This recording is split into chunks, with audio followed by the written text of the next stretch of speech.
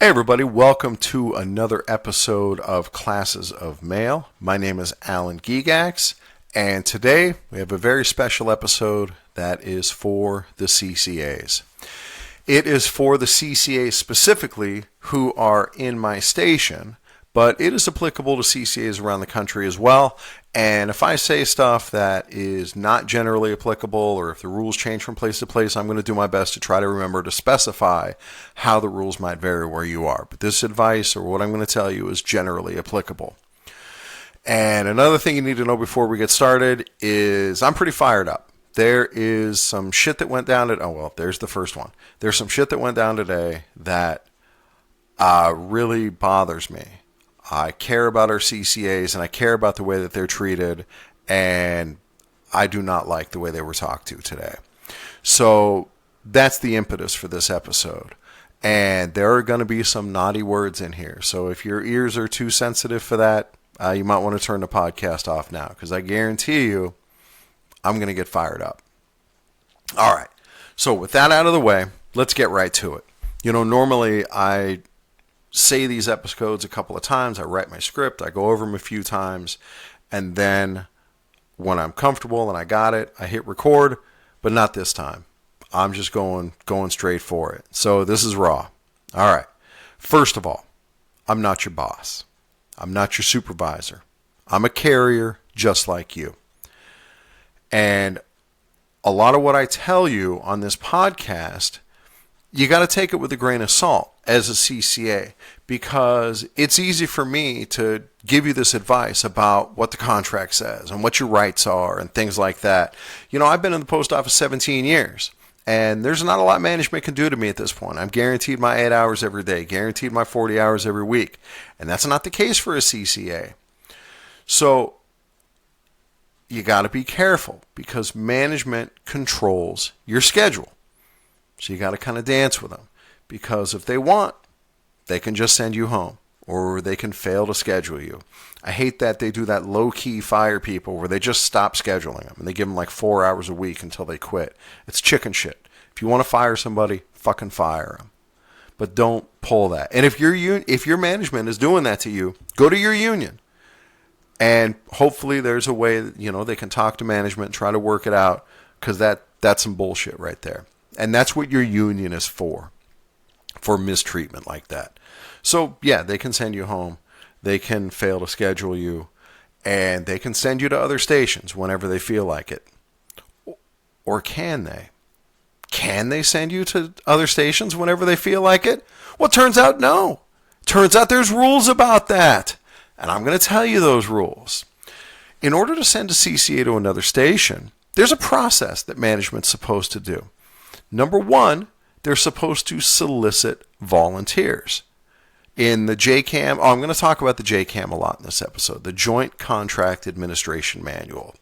This is a big giant book that has our whole contract in it, and then it also has all these annotations and citations and further definitions, and it expands on the contract. So a lot of what I'm going to tell you comes out of the JCAM, and this is one of them. Before they send a CCA to another station, they are supposed to solicit volunteers to the extent practicable, or to the extent that they can. Now, how many of you, when getting sent to another station, have been asked, "Hey, you cool to go to another station tomorrow?" I bet not many. At my station, I don't think it ever happens. And that's not okay. They're supposed to ask for volunteers. What does it cost management to ask, "Hey, do you want to go to another station?" and actually get people who are willing to go? It doesn't cost them anything. They just don't give a shit. They don't bother. So that's number one. They're supposed to ask for volunteers. And then if they don't get any volunteers, you know how they're supposed to select who goes to the other station? By seniority. Whoever's the lowest CCA goes to the other station. But you know how they do it? Whoever the hell they feel like sending goes to the other station. So, if you get sent to another station and these processes were not followed, let your shop steward know. Let them know that management is not abiding by these rules, and we will file a grievance and make sure that management does this appropriately. You have to let the union know. And I'll tell you something else. when they send you to another station, if it's further away than your regular station is, you get paid mileage. So maybe you live really close to your home station, and that's really convenient. Oh, my commute's only 2 miles each day. And then they send you to a station that's across town, and it's 20 miles instead of 2 to get to that other station. Well, guess what? They owe you 18 miles of mileage. No, they owe you 36 miles of mileage because you got to drive there and drive back. Are they giving you that money? I doubt it. So talk with your union steward. We're going to get you that money. Because here's the thing. It's already unfair enough for CCAs. It's already shitty enough. It's already bad enough for you guys. And there are at least some rules in place to protect you. And that's what we're going to focus on in this episode. Those rules that are there to protect you. But guys, you got to make these rules work for you. It drives me nuts as a steward. I'm only an alternate steward, but it still drives me nuts all the same that a CCA will tell me about this egregious thing that management said to them or some way that they're mistreated. And I'm like, dude, awesome. I can't wait to file a grievance on this. All I need is a statement. And then they never write the statement. So I can't do anything about it. I can't help you unless you let me help you. So that's the deal. It's already bad enough. Let your union help you. That's why you're paying the union dues. You're paying for that. Put it to use. All right, so the rules that we're going to talk about in this episode. First of all, you are not an on-call employee.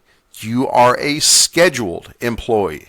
And yes, your schedule sucks ass. Your schedule changes all the time. But you are still not an on-call employee. Management has to inform you of your new schedule before you leave for the day, which is why you check the schedule every day.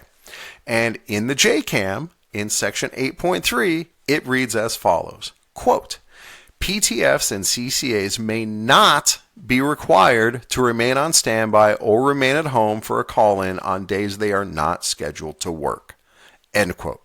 So if you're off that day, you ain't expected to stay by the phone. I've heard of supervisors telling carriers that, I might need you tomorrow. Make sure you stay by the phone. Fuck that. No, you're off. If they want you, they can schedule you.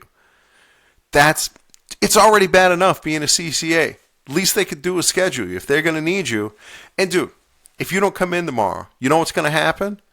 The post office is going to explode. Everything's going to go up in flames and no mail's going to get delivered. No, of course that ain't going to happen. The mail's still going to get delivered. Somebody else will just get that overtime. Dude, give me a freaking break. They can schedule you. All right, so that's number one. And then sometimes management tries to text you or leave you a voicemail and say, hey, come in. And they try to act like that's an instruction. It is not.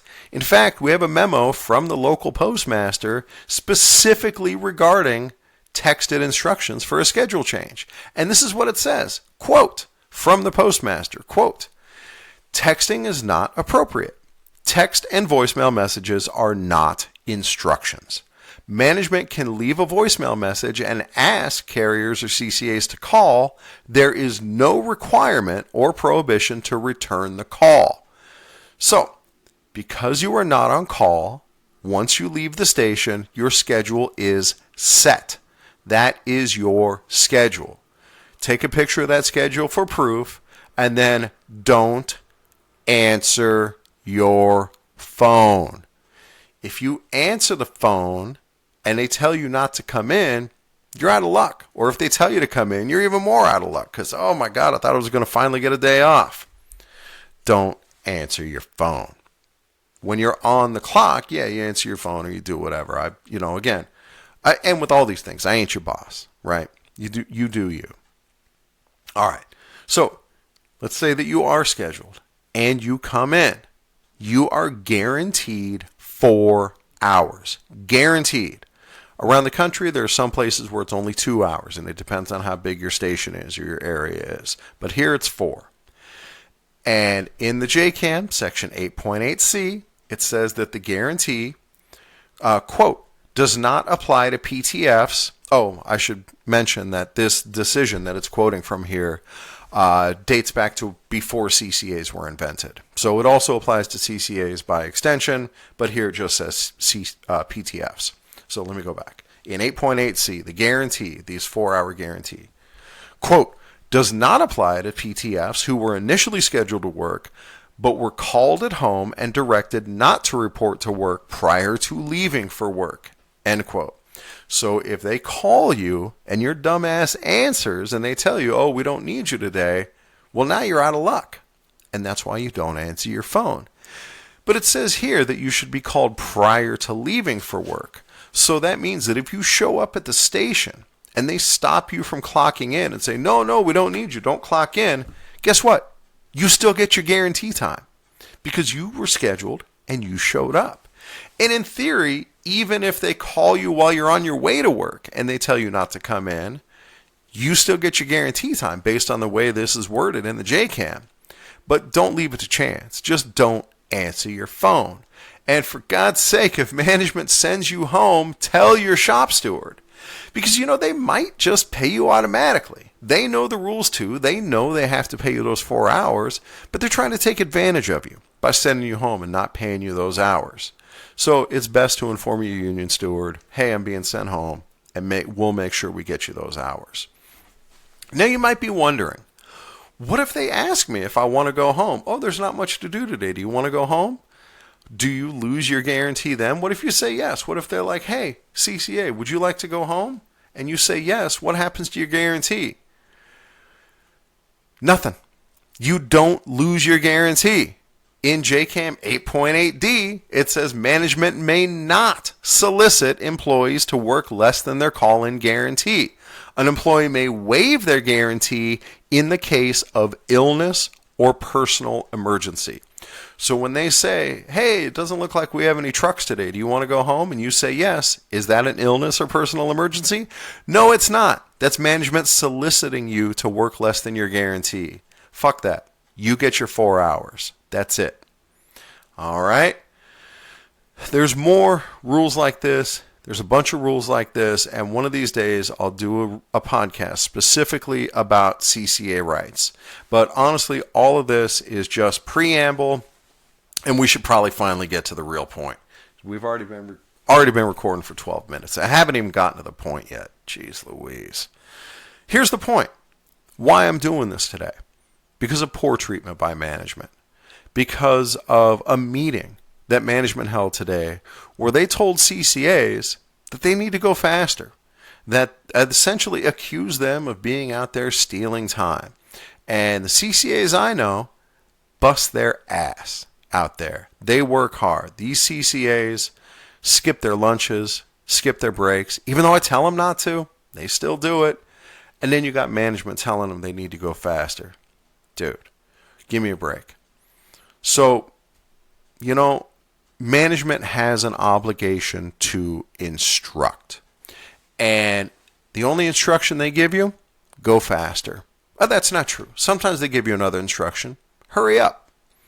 And that's it. And so this leads to CCAs rushing. And they hustle through their route. They're trying to get done because they got to get back by 6. Or they got to make sure that they're on time. This is another one of those things that's real easy for me to say because I've been in for 17 years. There is no such thing as on time. It takes what it takes out there. However long it takes you to deliver the mail, as long as you're not stealing time, that's how long it takes. And management can say whatever they want, but that ain't real. That's their own unrealistic expectations. You had to be nice if everybody got it done in 8 hours, but that ain't reality. So today, I'm out there delivering the mail, and I run into a CCA. And I see this carrier down the street a little bit, and this is in a neighborhood that's all park and loop. So you park the truck at the end of the street, you walk in a big circle, and you go door to door to door to door all the way around the block until you get back to your truck. Park and loop. And I see this carrier doing park and loop like it's sidewalk delivery, or here we call it also like stop and hop or over the curb, where you park the truck and then you hop out and you put the mail in the mailbox, then you hop back in, drive up to the next mailbox. And doing park and loop like it's sidewalk delivery is its own issue, and I'm going to come back to it. But for now, let me just tell you what I saw. I saw this CCA, and no, of course, I'm not going to name the CCA. Saw the CCA going up to the door without their satchel. Now, number one, this is against local policy. Local policy says every time you go up to a customer's door, you have to have your satchel. Or even go into their yard, you're supposed to have your satchel. That's the policy. Number two, this is in an area with frequent dog attacks. In fact, the regular carrier who bid off the route bid off because of dog attacks. And that's why we have our satchel. So first, I see the carrier going up to the door without the satchel. I also see the carrier going up to the door while the truck is parked illegally. Not fully parked in a parking space, kind of parked half-ass out into the street. I also see the carrier going up to the door without securing the truck. They leave the truck door open, they got the window rolled down, and they're going away from the truck. So it's supposed to be secured. And the carrier is also going up to the door without doing the proper dismount procedures, like curb the wheels, set the brake, all that stuff. I don't know, maybe some of that stuff was done. It wasn't, they didn't leave the truck running at least, thank God. But certainly the wheels weren't curbed or other things that you're supposed to do. I really only know for sure about the curbed wheels, but that's not the point. Sorry for digressing. This is why I record more than once sometimes.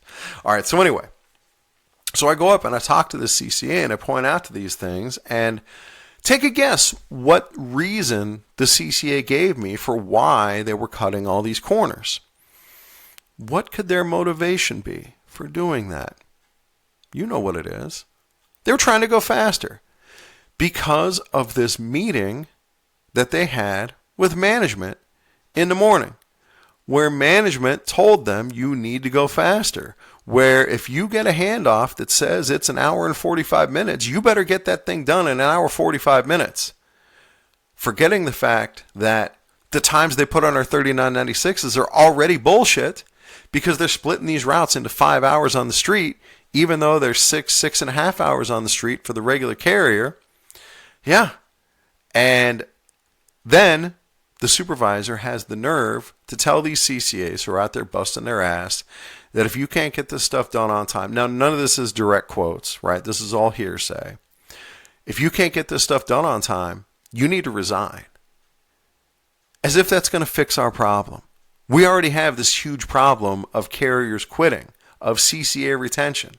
And to come out and tell them that if you can't meet these bullshit expectations, you need to resign. Well, no wonder we have a turnover problem. You don't say.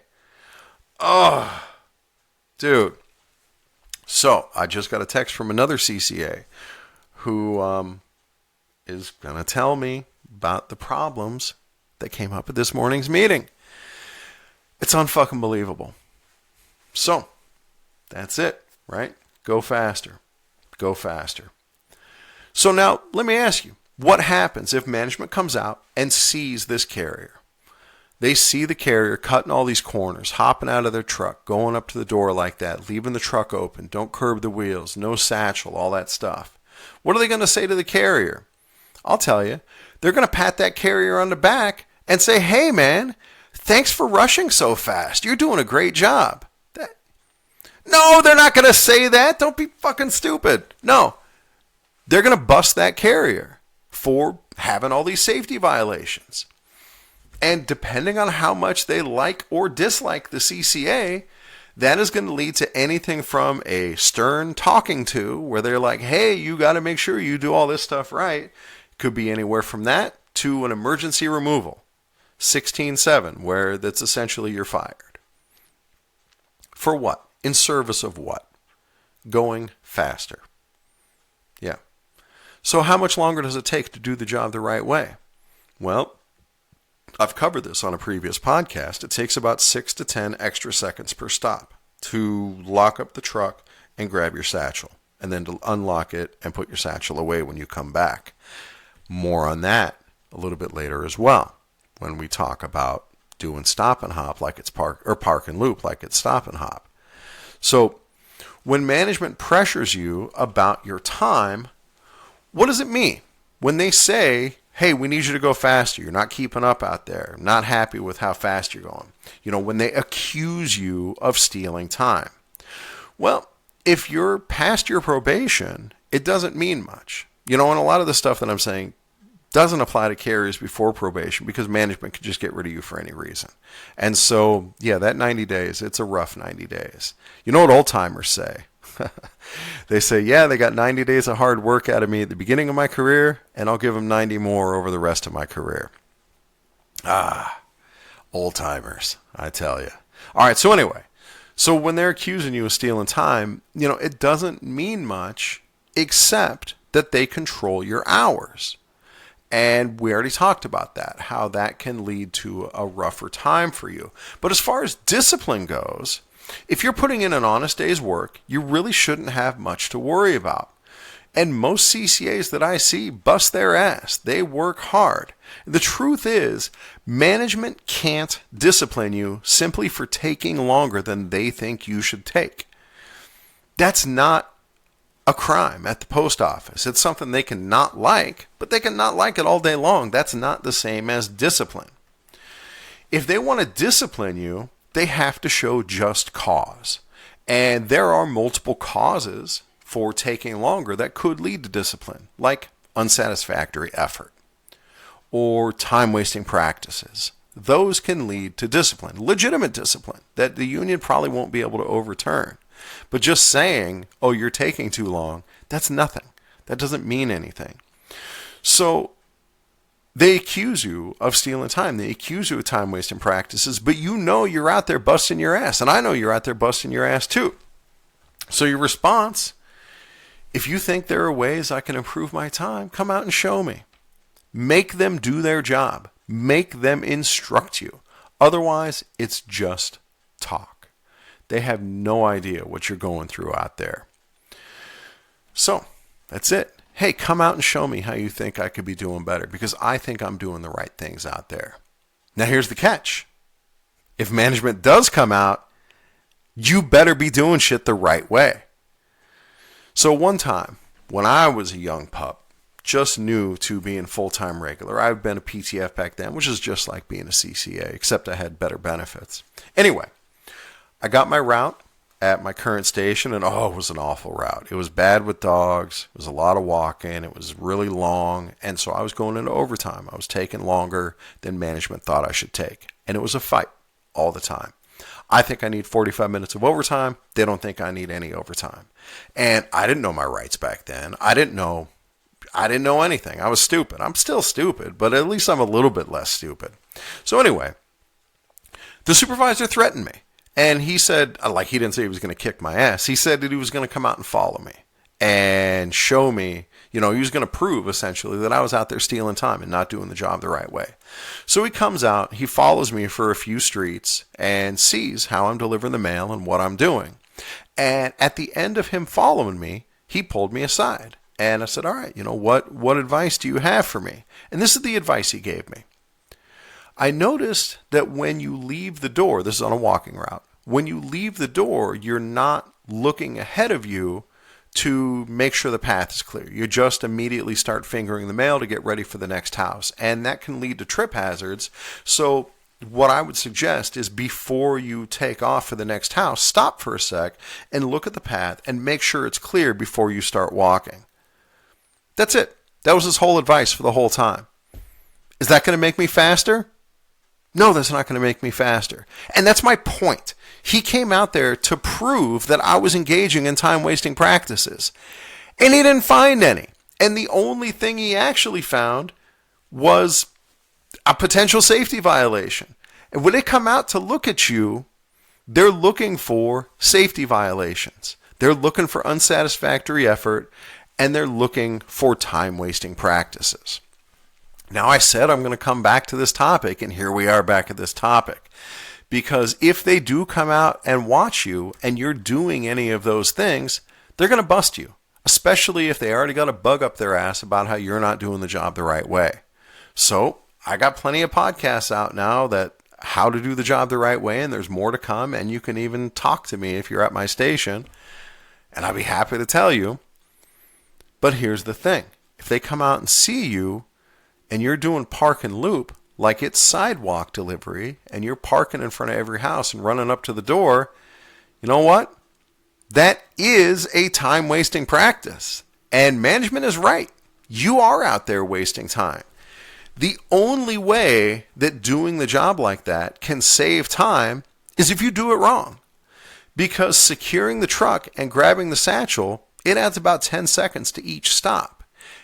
And that's not a big deal if you're doing stop and hop, and every once in a while you got to go up to the door, and you might do that 20 or 30 times in a day. And so you're talking like 5 minutes, or less. But if you're delivering 300 houses that way, that really adds up fast. And that doesn't even count all the additional parking that you have to do, which also adds a ton of time. So yeah, I hate to break it to you, but if you're doing park and loop, like it's a stop and hop or sidewalk delivery, yeah, you're wasting time. So, anyway, so that, let me go on to the next page. These routes are park and loop for a reason. And I train this. It breaks my heart to see people I trained not doing the stuff that I spend so much time trying to instill in the Carrier Academy and in on-the-job instruction. And I get it. It's not because you don't give a shit about what I said. Well, maybe it is. And I can't fault you for that. I do tend to drone on. But I know once you leave me, all you hear is faster, faster, faster. And you don't get those instructions reinforced. And this is the way management makes it. And then they try to shit on you for being the product of the situation that they created. It's bullshit. And that brings me back to my main point, and the point of Classes of Mail, and why this podcast exists at all, the whole series, why the whole thing exists. I'm not your boss. You do you. I'm not going to tell you that you have to do anything the way I say it. I'm trying to help. I'm trying to give you the education you need to succeed at this job. I'm trying to make you discipline proof so that management can't fuck with you because you're doing things the right way. Whether you take my advice or not, of course that's up to you. I got no control over that. All I can do is put it out there. And you know what? Maybe I'm wrong. Maybe I'm being short-sighted. Maybe I'm saying shit that's easy for me to say because I got 17 years in. And maybe I just don't understand what CCAs go through. Maybe I'm stupid. Well, I'm definitely stupid in a lot of ways. And if you've hung out with me long enough, you'll definitely know that. But here's the thing. Even if I am stupid, which I am, you don't have to take my word for it. Don't believe me. This shit is in the contract. Look it up for yourself. I gave you the citations for some of these rules. Look at them. It's easy enough to find. The whole JCAM and the M41, all that shit's on the internet. Look it up. It's in the M41. It's in the contract. It's taught in the Carrier Academy. You can see it for yourself. At the end of the day, I'm here to help you. I'm doing this podcast because I want to help you. Because I want you to succeed. And I want you to be treated better by management. Look out for yourself. Make yourself discipline proof. Learn the job. The better you know the job, the easier it gets, and the more you can ignore management's bullshit. I wish that they didn't do that bullshit in the first place. And that's a big part of why I became a union steward. It's first why I became a Carrier Academy instructor, and now why I'm going to try to work my way into the union, work my way up, because it's important to me. So on that note, if you work at my station, sorry about what happened to you today. I'm going to do what I can to try to make it right. And please, I implore you to reach out to me when anything like that happens. Whenever you feel you're being mistreated, let me know. I can talk to management on your behalf. That's the point of being a union steward. That's why I did it. And I can file grievances if it comes down to that. I'm happy to.